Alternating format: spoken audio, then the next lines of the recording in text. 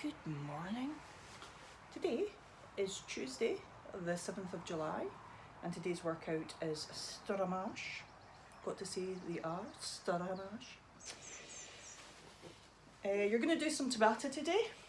So the way that Tabata works is it is per movement. Okay, so we'll start off with the Russian swings. You're going to do 8 rounds of 20 seconds of swings, 10 seconds rest. So 20 seconds of swings, 10 seconds rest, 20 seconds of swings, 10 seconds rest, 20 seconds of swings, 10 seconds rest. 8 times, so that's 4 minutes of work. Okay, so you'll work for 4 minutes, then you'll take 1 minute's rest before moving on to the air squats, and you'll do the same with that. 20 seconds work, 10 seconds rest for 8 times. Then you'll do the same with shoulder to overhead, and then the same with the Russian twists. For the Russian twists, each rep is 1, 2, 3, 4. So you count all your reps. So let's take the Russian swings as an example. So you're going to do 8 sets of 20 seconds of work. The score that you post is your lowest scoring number of reps within a 20-second window. So if on your first 20 seconds you get 13 swings, and then on your last 20 seconds you get 2, your score is 2. Okay, so you set the standard in the first round, and then you gotta keep it going or do better. So the movements themselves are super simple, nothing complicated here. The idea is to make sure that you can get a decent volume of reps in.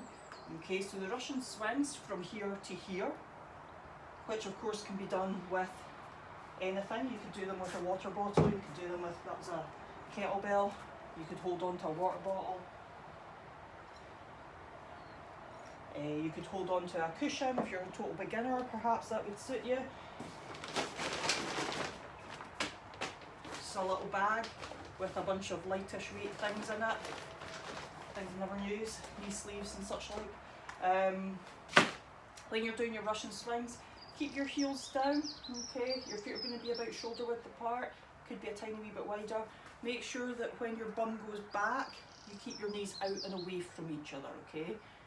Now the way it's going to swing roughly between your knees, if it's swinging away down between your ankles, you're leaning over a little bit too much, okay? So let it swing roughly between your knees. Okay, nice flat back, sticking your butt behind your heels. Then as you stand up straight with your knees and your hips extending, the weight will swing out in front of you. So, Russian swings. Then for the air squats, I've got a couple of things to say about these, okay? So, the scores on the air squats I'm expecting to vary considerably, and that's because of the depth at which people can squat to. Now, what you're aiming for ultimately is to be able to squat right down, so it's clearly hips down below your knees. You can feel your hamstrings touching onto your calves, chest up nice and high, and you stand right up. So your squats will go right down and right up.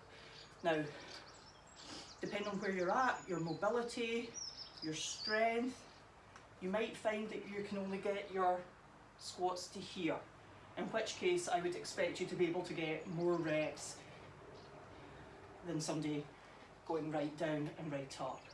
It's a much shorter range of movement. It's also why people cheat, because it's quicker. So technically cheating in squats, it's not really right, okay? What I'm expecting with you guys is that you're trying to get as low as you can, and you're constantly working on that. So one of the things that you can do to work on it is you can squat to a target. So it might just be that you don't know how low you're squatting. That definitely happens. Definitely. Been there myself, okay, in my early days. So, if you squat to a target so that you touch it before standing back up, that's going to make sure that you get your squat depth. Or, what's relevant to you, helps you to just maybe push out your squat depth just a little bit more than what you normally manage, knowing that you're not going to land on the floor as well. It's just, if you lose your balance backwards, you're going to have something to sit on. Now, this is also going to help for the total beginners.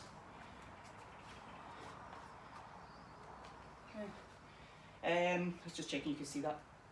It's just a target to squat to, something that you can literally sit on and stand back up. So squat into a chair. And then for the shoulder to overhead,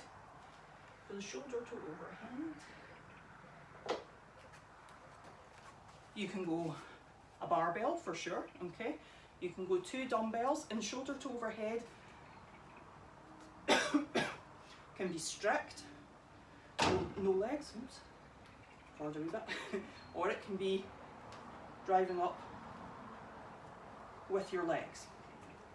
I don't mind, as long as at the top of each rep, your elbows locked out and your arms pushed up straight above your head, not out here somewhere.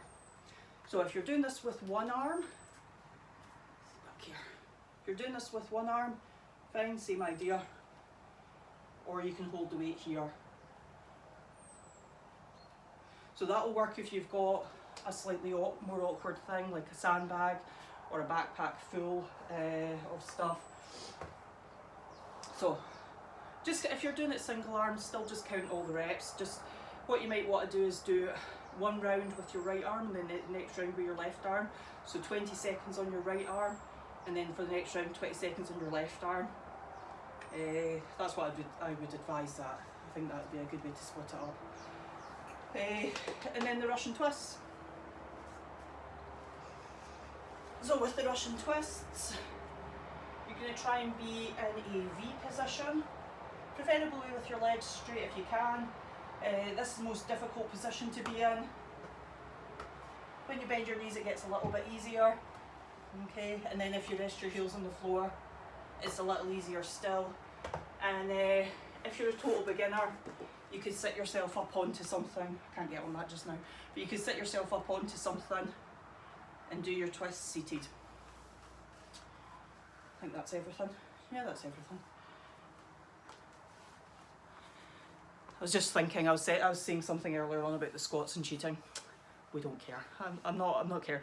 It's really just up to you. It's only you versus you. So you're not competing against me or anybody else, as far as I know. So when you're quantifying your scores, recording your scores, what's most important is that you just keep track of what you are managing. So if you struggle to hit squat depth, which is your hip crease down below the height of your knee, if you're struggling to hit squat depth, just know for yourself that you're maybe hitting parallel each time. You don't need to put it on sugar wads, that's fine. Just make note of it mentally for yourself so that you can see your progression, okay? So that the next time your squats come up, did you get a wee bit lower? That's progression. Okay, the idea with a squat is that a human should, I don't use the word should very often, but for a full range of movement, a human should be able to sit down here, okay? So that would be what you would be aiming for. Nothing to do with CrossFit, everything to do with life. So, lowest score counts, you'll have 4 scores to post. Oh, have a nice day. I didn't know how to finish that there. Bye. Bye.